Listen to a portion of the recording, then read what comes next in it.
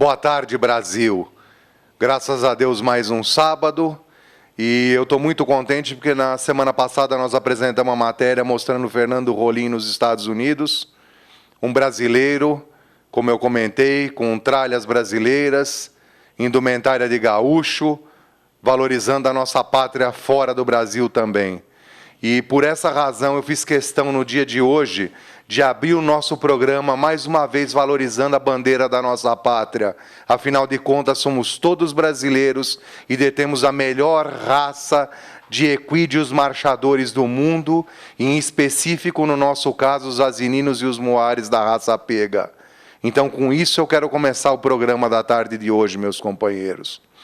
Nós vamos falar um pouco também com relação a 36ª Bishop Mill Days, temos uma continuação dela. Nós vamos mostrar alguns carroções com música. E o que eu queria comentar também é uma coisa muito interessante, porque no Brasil você escuta muito falar assim, por que a mula vale mais do que o burro? Por que um gosta mais do burro, o outro gosta mais da mula? E a tradição brasileira valoriza mais as fêmeas em detrimento dos machos. Isso é uma questão que hoje se pergunta para a maioria do pessoal, eles falam assim, porque a mula é mais bonita, porque a mula tem mais cobertura muscular, porque a mula isso, porque a mula aquilo. E, na verdade, os animais, as mulas, no passado, eram muito usadas para carga. Então, esse preconceito contra as mulas, embora muita gente não saiba disso, vem lá da época do Império, lá de trás, quando essas mulas, esses burros, eram usados como animais cargueiros de metais de mineração mesmo, com peso violento nas costas. Então, o que acontecia? A vida útil da fêmea era o dobro da vida útil do macho. E aí sim é que ela tinha mais valor, porque naquela época era mais ou menos como o carro de hoje. Se um carro pode durar 20 anos, para que eu vou comprar um que só dura 10? Então, essa era a grande sacada da fêmea em relação ao macho. Por quê? Porque com aquele excesso de peso nas costas, eles carregavam muita carga, no momento em que esses animais iam urinar, existe uma leve diferença de postura na hora do ato de urinar, da fêmea e do macho. O macho, normalmente, ele se atira um pouco mais para frente e deixa a região do osso sacro atrás e em cima, na ligação de dorso, lombo para garupa, naquela passagem, ele deixa ela um pouco mais esticada e estirada. Com aquele peso todo, o que acontecia? Aquela região toda ficava cada vez mais e mais fragilizada. Quando essa região chegava no limite do uso do desgaste, eles não aguentavam mais. E pelos machos se postarem dessa maneira, como eu falei, diferente em relação às fêmeas, é que os machos tinham apenas a metade da vida útil. Por esta razão, senhoras e senhores, desde os mais remotos tempos é que as mulas valem mais do que os machos. E não por razões como a orelha é mais bonita, a garupa é mais redonda e etc. e tal. A razão antiga e tradicional é essa. Depois viemos com vários outros folclores. Existe uma pequena diferença na garupa, no pescoço, que vem do jumento? Existe. Ela é discreta, mas ela existe. Quando você procura fazer uma capação, segundo alguns preceitos também de antigos, 2 dias antes da cheia, para encher garupa e não sei o quê, normalmente esses machos passam a apresentar uma aparência, uma estrutura física mais semelhante à das fêmeas. E existe também, vale a pena salientar, muitas vezes vem em casa gente que não quer a fêmea de jeito nenhum, ele só quer o macho. Por quê? Por causa do cio. Então, hoje, o que acontece? A gente trabalha uma mula durante um ano inteiro para disputar um carro na Nacional. Essa mula vem, ela está uma maravilha, ela está redondinha, ela funciona como um relógio. Aí, naquele abençoado dia da Nacional, ela dá cio. E isso não acontece com o macho. Então, o que acontece? De 80% a 90% da procura dos consumidores é por fêmeas, isso é inegável. Agora, os consumidores das fêmeas, algumas vezes levam os machos por entender que eles suprem a necessidade que eles estão procurando. Isso jamais acontece com o camarada que está procurando o macho. Então, de 10% a 20% dos clientes que querem os machos, eles não querem as fêmeas em hipótese alguma por causa de cio. Isso é uma coisa que eu queria comentar já no início do nosso programa, porque isso há muito tempo vem me ocorrendo, que é uma falta de informação que eu sinto bastante latente no consumidor brasileiro. E agora vamos mostrar as nossas imagens, então, com relação ao 36º Bishop Mill Days, uma continuação, de novo, dessa semana. Conforme anunciado desde o programa anterior, o carroção agora com música e muita alegria por parte deles, uma verdadeira festa. Mais para frente um pouquinho, nós vamos falar sobre caracterização dos jumentos americanos mamutes. Então, mais ou menos, eu queria que vocês prestassem atenção na estrutura física dessa mula, para vocês terem ideia o que eu vou falar com relação ao mamute depois. Então, longe do chão, toda fina e desproporcional.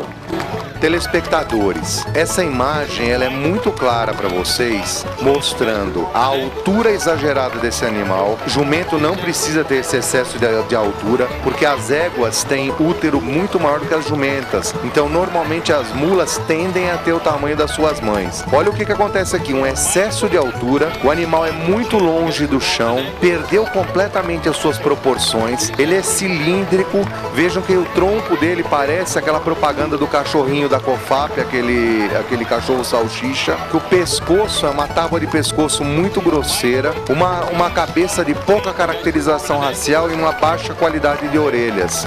Vocês vão notar também que o animal praticamente não tem garupa.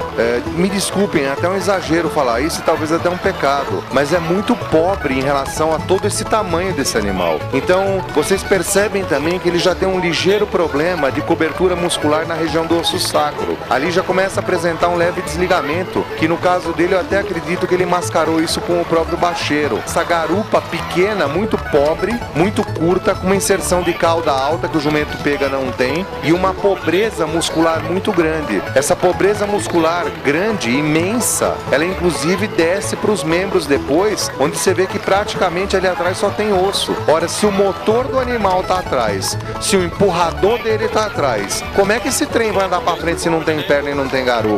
Mais uma vez, a solução para eles é o jumento pega. Agora para vocês, amigos gaúchos, até o Cusco vai em cima do carroção americano balangando a cauda. Amigos brasileiros, de um modo geral, o Cusco pro gaúcho é o cachorro. A alegria dos americanos é tão grande que até o cachorro viaja balangando a cauda em cima do carroção no meio de uma festa maravilhosa como essa. Meu povo, até as odaliscas americanas estão na tela montadas em mulas. Aí os tradicionais delegados americanos da época do Velho Oeste, os que iam pegar os ladrões em um curto espaço de tempo e precisavam de muita velocidade, iam a cavalo.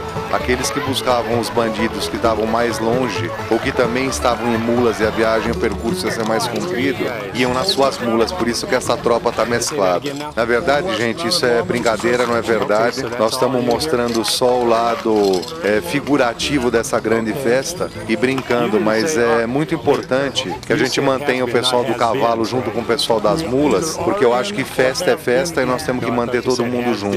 E é a única maneira que a gente tem de trazer o consumidor do cavalo para o mercado do muar. Muitas vezes eu vejo o pessoal falando, não, vamos fazer uma festa exclusiva só de mulas.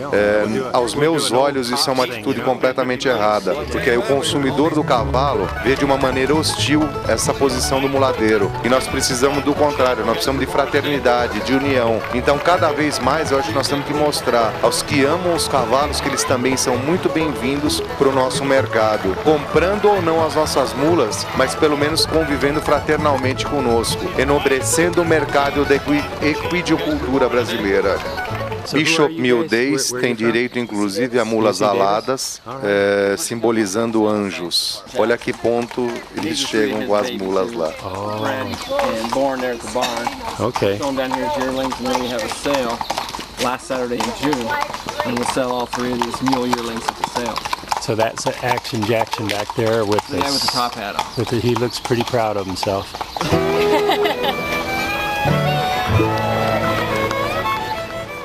Amigos, reparem o pai e o seu casal de filhos. Charrete engatada num jumento. Quando um pai cria os filhos dessa maneira, qual será que vai ser o lazer dessas crianças no futuro? O lazer dos seus respectivos marido e mulher e, consequentemente, para onde andarão os seus filhos. Então vocês veem que assim os americanos perpetuam a Bishop Mill Days.